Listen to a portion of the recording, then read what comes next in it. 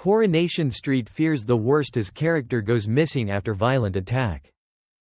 Almost as soon as Mick Michaelis arrived in Coronation Street with his wife Lou, it was obvious that he was going to cause trouble. And that has turned out to be the case. But it turns out he's much nastier than we ever expected, as violent scenes in upcoming episodes will prove. With Mick having assaulted Sean previously. In upcoming episodes, Gary Windass becomes the focus of his attentions when Gary objects to Mick's bullying behavior towards Liam and sacks him. Later, Mick punches Gary to the ground. As Gary attempts to fight back, Kit intervenes. The stage is then set for a special flashback episode that will show what the history is between Mick, Lou and Kit. Revelations will point to Kit being the biological father of Lou and Mick's son Brody, it's been reported. He knows that both Lou and Mick are trouble, and he's obviously trying to keep the peace in Weatherfield, so if they're going to be troublemakers, then Kit's going to have to deal with it. Jacob Roberts told us. He also knows they've got the blackmail on him, and they both know what he was like because he's no angel. So, he's throwing stones at glass houses, I suppose.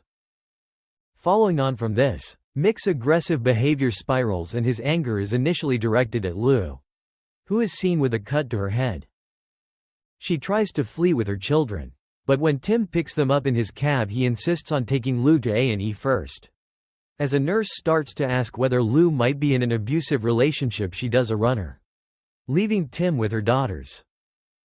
Mick's anger at the breakup of his family is now directed at Kit, who he says has ruined his life. He vows to kill his rival and comes up with a plan. Kit gets a phone call from Mick, telling him to come to a certain location and to come alone.